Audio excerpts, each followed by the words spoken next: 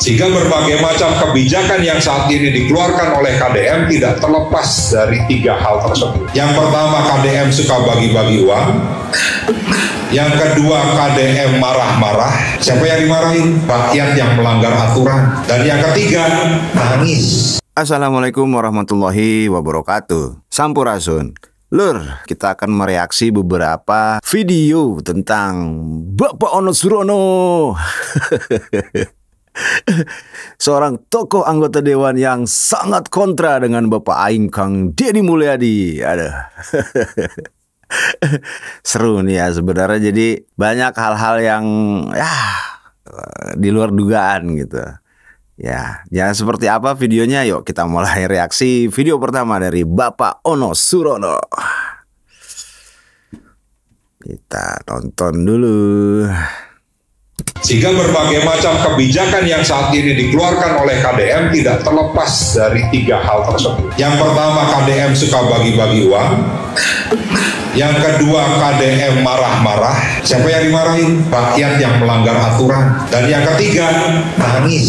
Jadi cuma 3 hal aja yang dilihat. Bagi duit, marah, nangis. Dan itu sama seperti konten kreator YouTuber yang followernya jutaan. Nah makanya coba Pak M bikin konten bagi-bagi duit, nangis, marah-marah, pasti naik follower. Dan itu yang dilakukan oleh KDM. Sehingga berbagai macam kebijakan yang saat ini dikeluarkan oleh KDM tidak terlepas dari 3 hal tersebut. Gimana nih menurut dulur nih? Bener nggak yang diomongin sama Bapak Ono Surono? Bahwasanya kalau pengen rame, followersnya jutaan, silakan bikin konten, bagi-bagi duit, marah-marah, terus nangis. Bener nggak? Aduh. Ya apa ya? Mungkin ini respon sih ya. Ya sebenarnya setiap orang tuh kan berhak gitu kan dengan cara dan gayanya sendiri. Ya memang kebetulan Bapak Aing ini kan memang udah ngonten gitu dari dulu. Nah sekarang jadi gubernur, ya apa salahnya gitu ngelanjutin kegiatan beliau gitu kan. Dan yang dibagikan tuh kan memang uang bener gitu dan uang pribadi. Yang jadi masalah kalau yang dibagikan itu satu, uang palsu. Itu bermasalah. Yang kedua, uang negara gitu loh. Nah itu kan yang salah. Kalau yang kayak gini sebenarnya sih ya menurut kami sih nggak masalah sih gitu kan. Malah rakyat itu kan bersyukur dan merasa kepedulian dari seorang gubernur. Coba sok mana gubernur anu sok bagi-bagi duit gitu. Sok aya teu di zaman baheula gitu di Jawa Baratnya terutama. Wah, nu aya ge malah duit rakyat tuh dipaok dipaok. Duit rakyat tuh dipaling gitu. Oke, lanjut video kedua. Ngomong gitu di dunia usaha Pak Bupati. Oh dipitah. Ngomongnya sudah ngomong gitu. Kepala Desa Pasir Munjul, Kecamatan Sukatani, Kabupaten Purwakarta, yang kemarin wilayahnya longsor. Saya ke sana. Pertama kali ke sana, baru pertama kali ketemu Pak Kepala Desa. Hanya tanya apa harapan Pak Kades, dan dijawab seperti itu. Memang ada skenario? Nggak ada. Memang saya bisa nyuruh? Mana bisa, saya tidak dekat dengan Kades, dan tidak mungkin saya menyuruh memberikan titah kepada Kades tersebut. Tapi intinya saya memastikan bahwa pemerintah itu hadir. Mungkin Kades menyampaikan seperti itu dalam kondisi yang panik. Mau Bupati Purwakarta ingin benar-benar mengurus permasalahan Pasir Munjul itu, ya tidak perlu memviralkan hal-hal yang berkaitan dengan Kades yang katanya titah saya. Banyak saksi kok. Oke, nah kalau yang ini itu berkaitannya dengan video yang viral di belakang-belakang ini ya, Kades Pasir Munjul yang di Purwakarta. Nah itu kan ini bantahan dari Kang Ono. Ya kita nggak tahu ya di belakang layar, kalau kata Kang Ono kan banyak saksi gitu, bahwa nggak ada instruksi untuk membuat skenario. Mudah-mudahan aja ini benar gitu kan. Dan mungkin memang Pak Kadesnya memang panik gitu kan. Dan memang tujuannya Pak Ono ini ya memastikan bahwasanya pemerintah itu hadir dalam situasi bencana yang dialami oleh masyarakat. Mantap.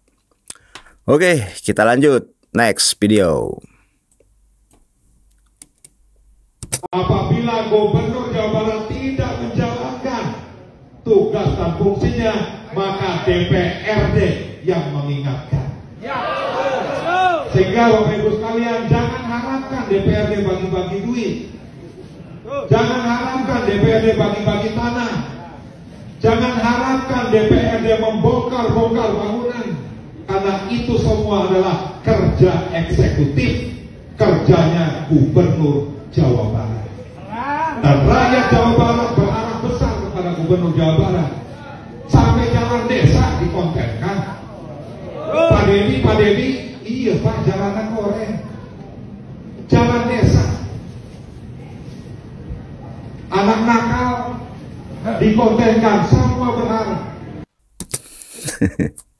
Nah, kalau ini rada kurang setuju, Lur. Maksudnya harusnya antara legislatif sama eksekutif itu kan bekerja sama. Ya memang betul bahwasanya yang membongkar-bongkar tuh kerjaannya eksekutif gitu kan. Dalam hal ini ya gubernur, bupati gitu kan. Cuman ini kayak menyudutkan gitu, memframing gitu ya.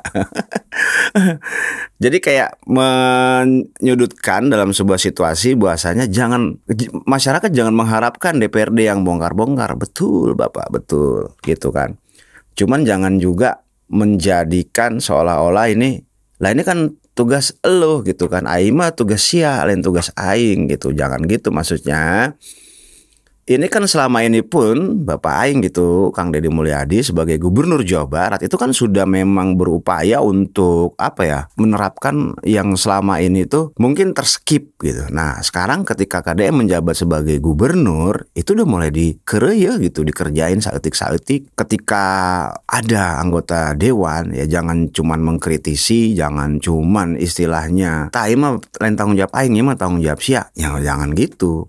Kan DPRD juga dipilih oleh rakyat. Nah alangkah baiknya ini bersinergi gitu kan, bareng-bareng. Tah, orang teh boga ide kos kieu A B C D E F G gitu kan. Tah, kumaha sok ku eksekutif teh bisa teh dieksekusi. Nah, itu lebih halus, itu lebih bagus kalau misalnya ketemu ngobrol gitu kan. Nah, intinya mah udahlah jangan ada kepentingan politik karena kan gini, politik itu kan cuman kendaraan. Masa kendaraan dibawa ke jero imah, dibawa mandi, dibawa sarenya ulah gak kendaraan mah di garasi gitu nggona.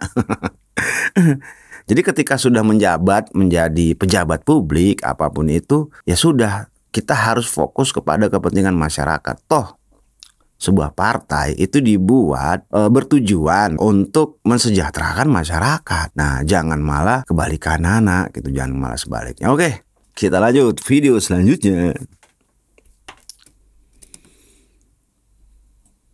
Kita ingin DPRD tidak hanya omon-omon. Ya, aja Pak Pula. Omon-omon kita juga bermanfaat, paling tidak memastikan pekerjaan yang dilakukan oleh Pak KDM ini benar berjalan. Ya, Pak KDM. Berdiskusi sama orang yang lapar, karena berbahaya. Nanti Anda bisa diterkam sama orang lapar. Diskusilah sama orang yang kenyang, dia akan tenang, lama-lama juga ngantuk. Maksudnya apa? Jangan suka berdebat dengan orang yang lapar kekuasaan. Kamu tidak akan pernah menang. Dia akan menggunakan beragam logika. Oke.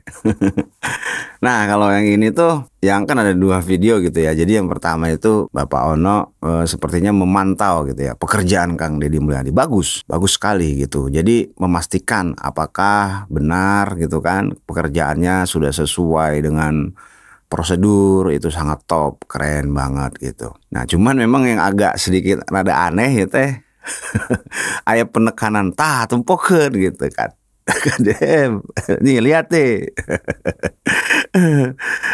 Ya di sini kami no komen lah gitu kan ya, biar menurut dulur semua sok kumaha gitu penilaian anak gitu. Oke. Next, lanjut lagi video selanjutnya. Karena sudah tidak ada anggaran ya wajar saja KDM menolak mengikuti arahan dari Mendagri untuk rapat-rapat di hotel. Dan kita doronglah rapat-rapatnya cukup di pinggir sawah, pinggir sungai, di gorong-gorong, di pemukiman kumuh, di pinggir laut, ya di tempat sampah. Karena akan lebih efektif dan efisien. Hatur nuhun. Uang-uang yang biasa dibelanjakan di hotel-hotel berbintang itu, dan di pusat kota itu kita gunakan untuk bangun sekolah, bangun jalan, bangun irigasi, bangun puskesmas, bangun saat kita di toilet hotel bintang 5, toiletnya keren banget, rakyat kita banyak yang nggak punya toilet. Nah, ini cara saya untuk mengefisienkan anggaran, minimal bisa menyelesaikan problem-problem kecil di masyarakat. Jawa Barat 360 miliar BPJS-nya belum kebayar, masa kita mau buangin duit? Untuk itu, saya mohon maaf menjadi gubernur yang kekeh pada sikap-sikap saya demi kebaikan masyarakat. Nah, untuk itu, mari kita bersama-sama mengefisienkan anggaran negara ini, khususnya para bupati wali kota di seluruh Jawa Barat, khususnya Pemprov Jabar, untuk kepentingan rakyat Jawa Barat dan untuk kemajuan daerahnya masing-masing. Oke. Nah, di video ini Bapak Ono kayak kesel gitu nya, si Ganu kesel teh ya gitu. Ya udah gitu kan. Rapatnya enggak karena KDM setuju gitu kan, menolak rapat di hotel. Ya udah rapatnya digorong-gorong di tempat sampah perumahan kumuh. Sehingga mendukung tapi si Ganu kesel gitu. Ya itu balik lagi sih, memang kan ada acuan untuk pandangan. Kita kan anggaran terbatas kan gitu. Kalau menurut Bapak Aing kan gitu ya, anggaran terbatas daripada dipakai buat hal-hal yang istilahnya ya tidak berhubungan gitu ya dengan kesejahteraan masyarakat. Kan sering banget ya Bapak Aing pidato tuh, dia tuh paling anti gitu sama pemborosan anggaran, bahkan termasuk anggaran baju dinas dia aja dipangkas gitu. Nah, mendingan digunakan untuk pembangunan yang mendukung kesejahteraan masyarakat. Mantap gitu. Nah, jadi kalau misalnya posisinya kan gini ya, rapat di hotel tuh ya memang di satu sisi mendukung gitu kegiatan perekonomian di sisi pariwisata, khususnya perhotelan. Kalau duitnya ada gitu, lamun duitnya aya nyesek wae gitu, da arek di hotel juga saminggu meeting, arek rapat bareng saminggu, rek naon itu rapat di hotel gitu kan.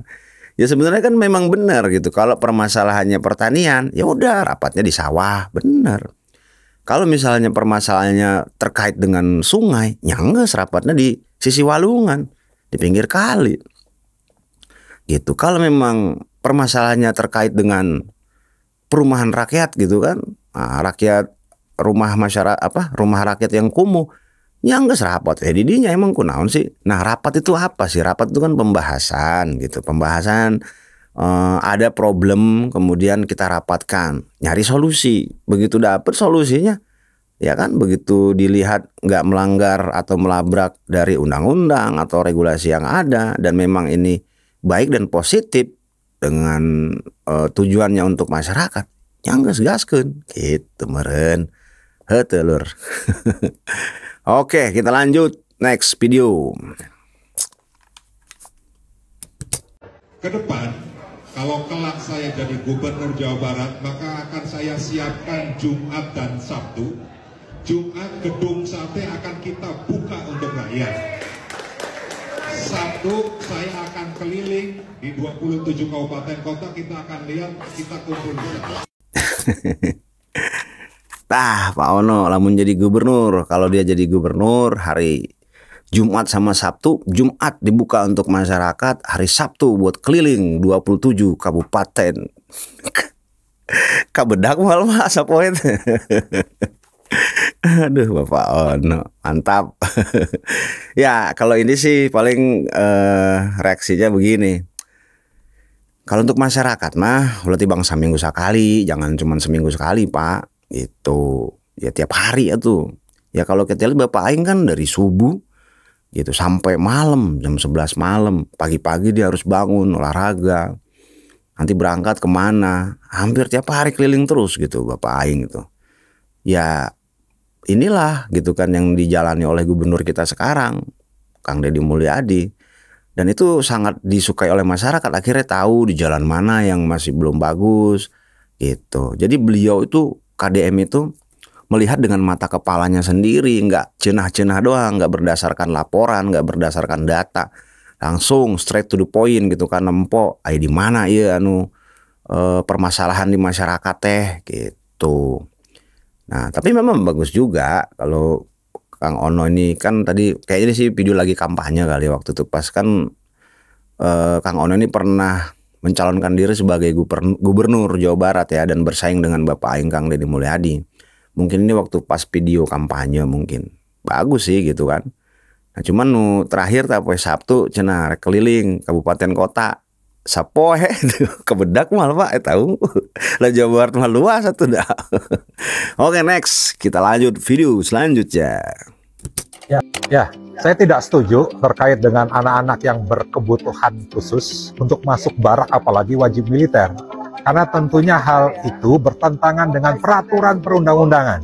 Undang-undang terkait dengan perlindungan anak, terkait dengan sistem pendidikan nasional, dan tentunya belum ada satupun hasil kajian penelitian di mana anak masuk barak militer terus menjadi baik. Karena tidak pernah terjadi di Indonesia, ini sesuatu hal yang baru. Nah, saya harapkan ketentuan perundang-undanganlah yang menjadi dasar untuk melakukan rehabilitasi bagi anak yang memiliki kebutuhan khusus. Jadi jangan sampai anak masuk barak militer, apalagi wajib militer, karena bertentangan dengan undang-undang.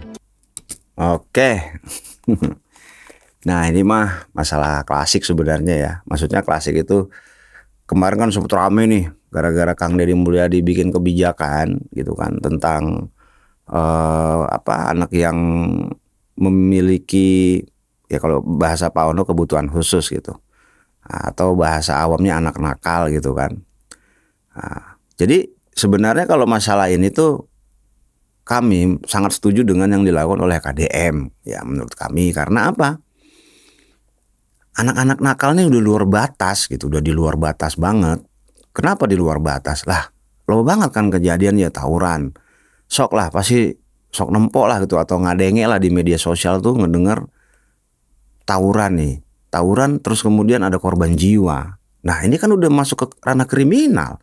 Kita jangan memandang ini anak kecil gitu yang harus dilindungi. Kalau anak kecil terus kemudian perbuatannya itu sudah merugikan, sudah menuju ke kriminal, ya itu mah harus ditertibkan gitu. Sekarang kita bisa bicara, oh ini melanggar undang-undang karena belum ada saudara kita, belum ada keluarga kita, belum ada anak kita yang jadi korban. Bener tuh. Nah, kalau udah ada jadi korban pasti kita mendukung. Ya kalau masalah kajian ini misalnya dimasukin ke barak, terus kemudian hasil evaluasinya kan masih berjalan. Terlalu cepat gitu menilai. Ya ini video kemarin ya. Jadi kita kan temanya pengen lihat gitu sebenarnya teh kumaha sih Bapak Ono teh gitu ka Bapak Aing. Nah, ya ini sedikit respon dari kami seperti itu. Jadi ada baiknya kita lihat dulu bagaimana progres perjalanan dari kebijakan yang sudah ditetapkan oleh Bapak Aing Kang Deddy Mulyadi terhadap para pelajar, dan ini sangat penting. Gitu kan. Nah, pentingnya kenapa? Ya kalau anak-anak ini dididik di militer, satu disiplinnya pasti benar. Yang kedua, rasa cinta terhadap negara, rasa nasionalisme itu pasti terbentuk. Gitu. Kita jangan memandang sebelah mata TNI lah. Negara ini bisa merdeka dari siapa sih? Ya TNI gitu kan yang memperjuangkan negara ini. Gitu loh. Jangan memframing negatif TNI karena TNI itu Tentara Nasional Indonesia. Tugasnya melindungi. Nah, melindungi negara. Negara itu di dalamnya kan ya ada masyarakat.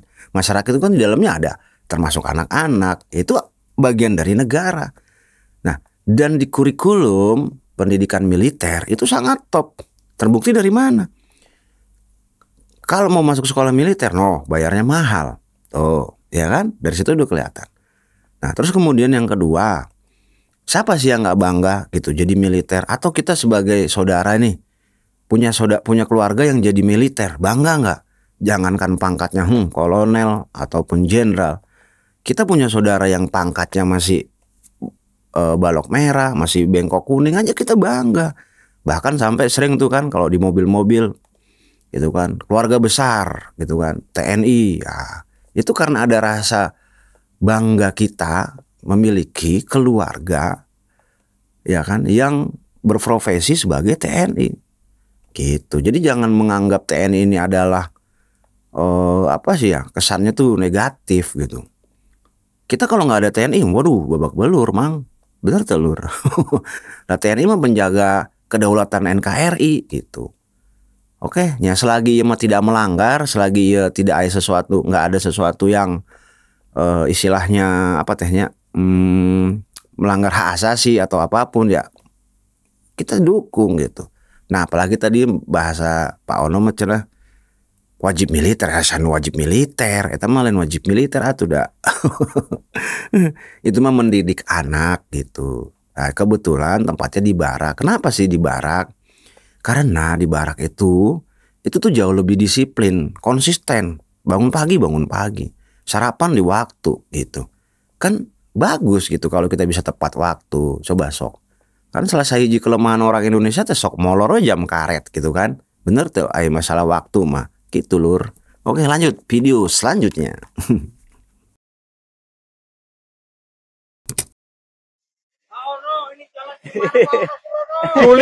Juli. Duitnya kudu proses. Lelang dikit. Juli.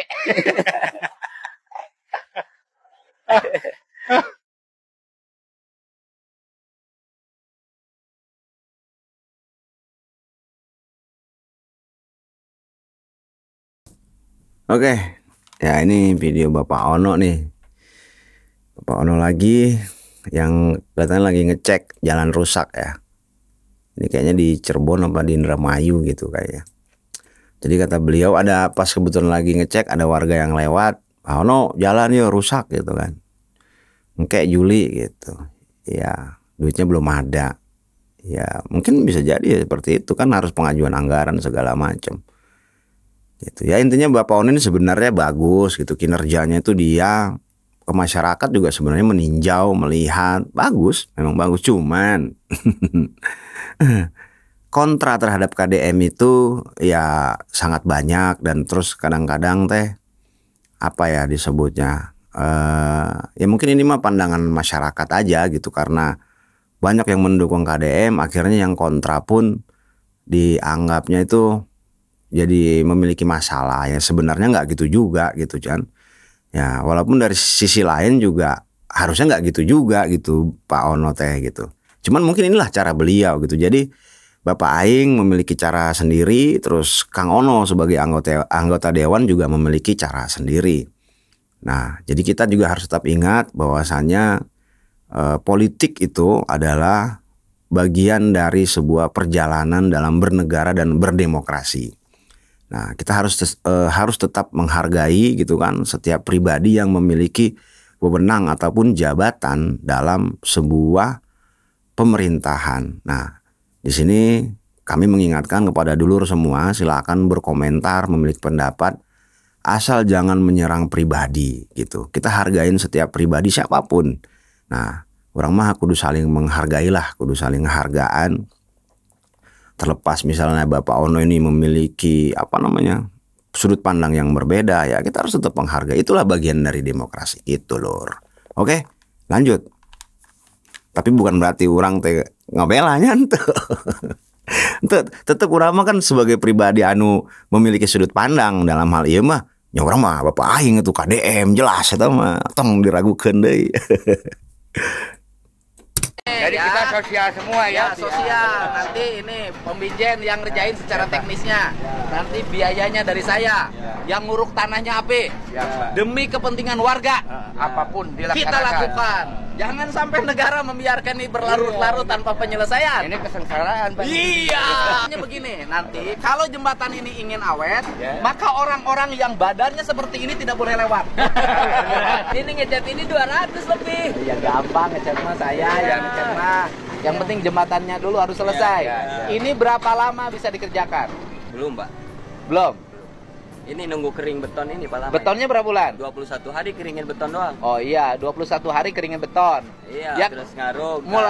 Iya, minggu mulai. Ya, Kelebaran kan jauh, tanggal 11 April. 2 bulan. Selesai lah. Selesai. Pak Tono selesai 2 bulan ya? Insyaallah. Iya. Kalau kita bikin jalan itu tidak menjadi ibadah. Bikin jembatan yang itu dipakai banyak orang tidak ibadah. Kalau bikin masjid baru dibilang ibadah. Ahli surga. Bangun SD tidak dibilang ahli surga. Bangun SMP tidak bilang ahli surga. Kalau bangun madrasah baru dibilang ahli surga. Baca Quran baik, nah disebut ahli surga. Tapi menjalankan Al-Quran dengan baik, nah di kita ini jarang disebut ahli surga. Kayak wajah model api ini susah dibilang Islami. Karena tidak pakai gamis. Oh iya betul. Ya kan? Padahal api setiap hari itu bagi orang-orang miskin, uang. Tapi bikin dia ekonominya meningkat, punya penghasilan sendiri. Sehingga kalau memilih itu tidak nungguin uang saweran. Jadi ini bulan April, tanggal 10 harus sudah kelar. Tanggal 11, pas ulang tahun saya nanti peresmian jembatan. Daripada pengen terkenal pasang baligo di mana-mana, mending ngerjain jembatan yang bermanfaat. Ini problemnya sampai menjadi berantakan begini jembatan kenapa? Nggak ada penahan air, Pak. Tidak ada penahan air. Jadi air masuk ke sini ke gerus. Nah, kalau dilihat dari tipe tanahnya, ini kalau basah gerak dia. Jadi si abutmen itu plat injak harus posisi aman terlindungi. 2 kabupaten ini, provinsi Jawa Barat ini. Harusnya yang bangunnya adalah anggaran provinsi harusnya. Tapi nggak apa-apa. Ini pakai anggaran desa ya? Bukan anggaran desa. Jadi nanti pas mau lebaran selesai. Jangan sampai ini kerja bakti sosial, datang lagi ngaku LSM, minta duit. Nah, datang aku wartawan bodrek, minta duit. Nggak boleh. Tanggung jawab, Pak. Jadi ini kita nih bakti sosial ini nggak ada untung-untungnya. Ini anggarannya anggaran APBD, Pi.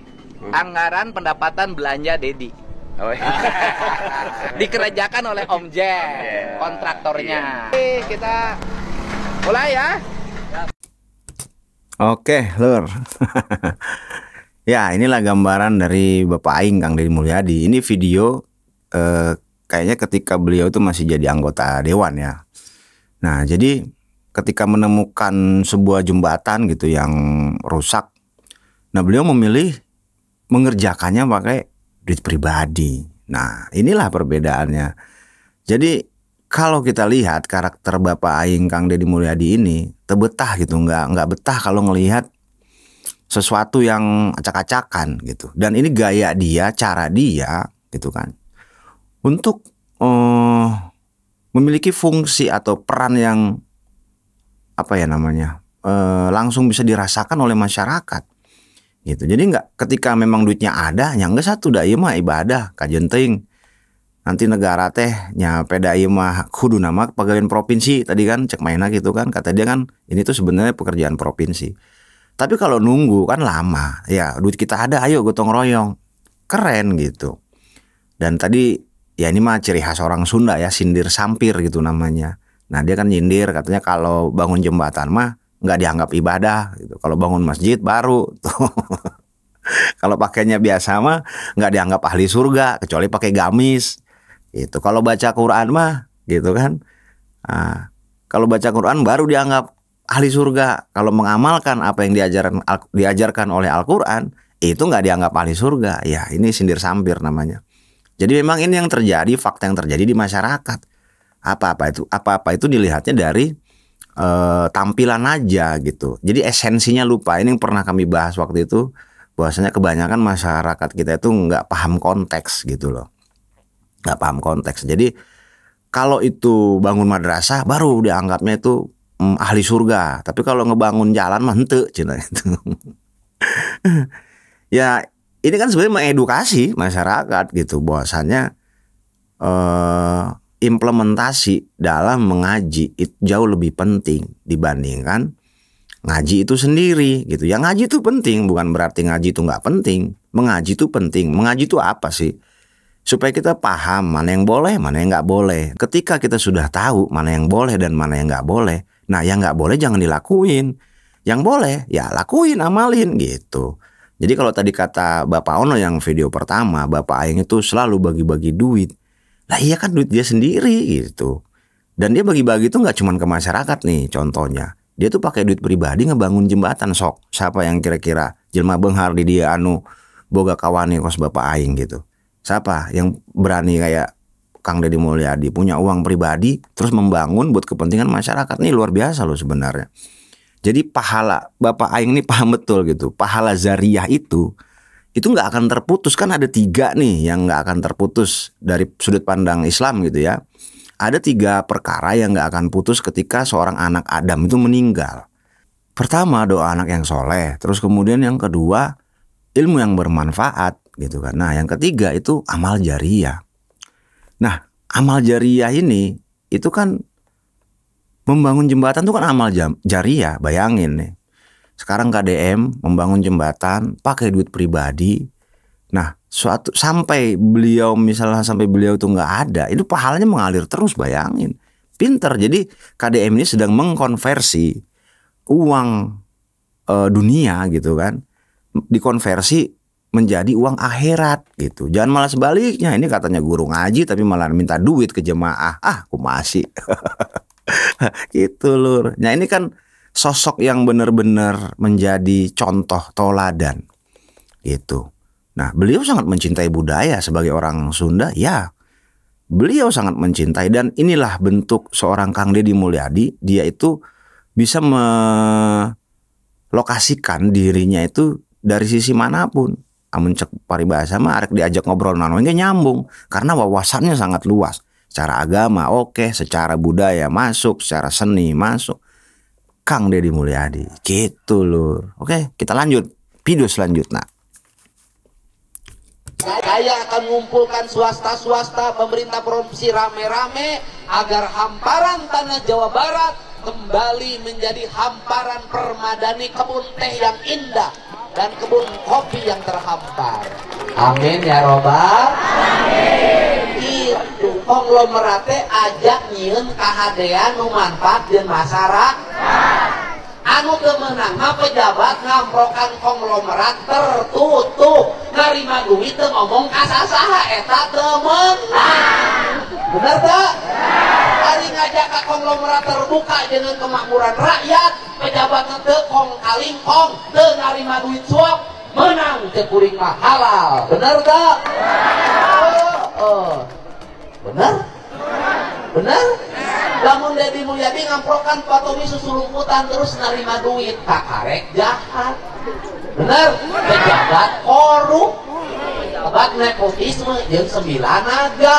Ari pada di ngomong terbuka ka patomi winata, urang bangun ieu Cianjur Selatan, urang reksekeun ke terisolarana, urang reksekeun jalana, urang reboisasi leuweungna, urang reboisasi perkebunan tehna, rakyatna supaya degarawe, teu kuring mah ieu kahadean.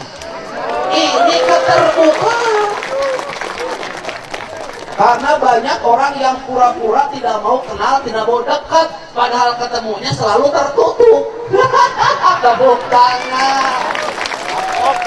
Kalau dibilang dekat sama Tommy, nggak pernah ngaku, tapi terima bantuannya sering. Lebih baik terbuka, dekat demi kebaikan rakyat daripada pura-pura tidak dekat tapi dia selingkuh di bawah itu. Betul tidak? Betul?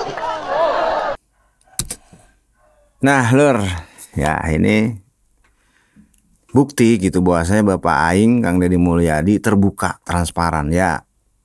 Kita pernah bahas gitu tentang KDM menjumpai KPK.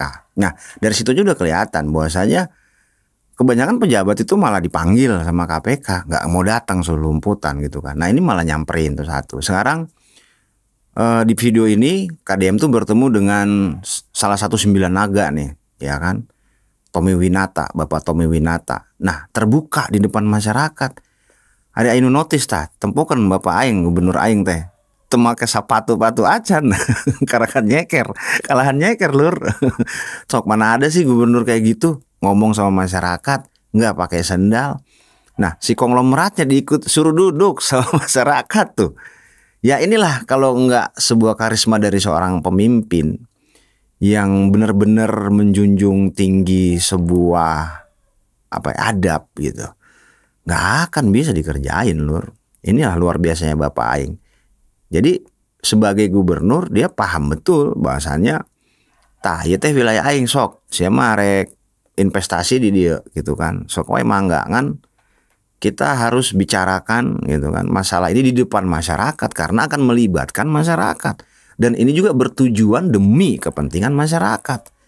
Nah, jadi Bapak Tommy Winata ini diajakin investasi dalam perkebunan dan perhutanan. Nah, disuruh memperbaiki jalan. Nanti kita play videonya. Di situ itu Bapak Tommy Winata nyumbang 5 miliar gitu. Bupati diminta 5 miliar, dari provinsi ngasih 10 miliar. Bayangin di depan masyarakat. Nah, Pak Bupati begini saja. Tahun depan oleh Bapak anggarkan anggaran TMMD 5 miliar.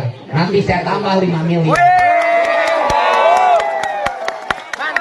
Mantap. TMMD-nya 10 miliar. Mantap. Kalau TMMD 10 miliar ini jalan selesai, Pak. Karena kalau TMMD nanti ada partisipasinya, nanti ada dari Arka Graha peduli dari mana-mana, selesai. Tambah 5 miliar.